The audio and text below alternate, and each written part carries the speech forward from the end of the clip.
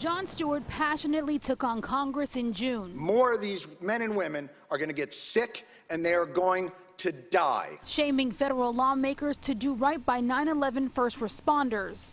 And I am awfully tired of hearing that it's a 9/11 New York issue. The famous comedian's serious testimony led to the passing of a bill that would continue to provide money for the 9/11 Victims Compensation Fund. The sad reality is, without Jon Stewart, this bill doesn't get passed. Tomorrow, Michael Barasch and his law firm are teaming up with Jon Stewart yet again. This time, Barasch, Stewart, 9/11 first responder John Feal, and state leaders will talk to former students and teachers who were in Lower Manhattan on 9/11. We are organizing an event to get the word out to the downtown residents, office workers, the 40,000 students and teachers who were in Lower Manhattan during the 2001-2002 school year, that the Victim Compensation Fund and the World Trade Center Health Program aren't just for first responders. First responders had to be the face of the bill to force Congress to continue it, according to Barasch. But the compensation fund is for anyone who was in the vicinity of the crash site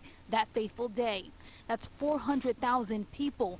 But tomorrow, only 1,000 people will be able to attend the event at the Borough of Manhattan Community College. For those who will not be there but may be affected, Barasch has this message. This register for the health program. pH level of the toxic dust was the same as Drano. The #1 cancer that they're finding in the 9/11 community is basal cell, squamous cell, and melanoma, these skin cancers. So I urge everybody who was exposed, go to a dermatologist every year and get a full body skin checkup. And if you were in Lower Manhattan on September 11th, you can register for the Victim Compensation Fund at vcf.gov. One thing we have been told over and over again is that it is absolutely critical that you register immediately, that you get your proof of presence immediately. Kaidi? Why is it so urgent to get the proof of presence now, and what proof is needed?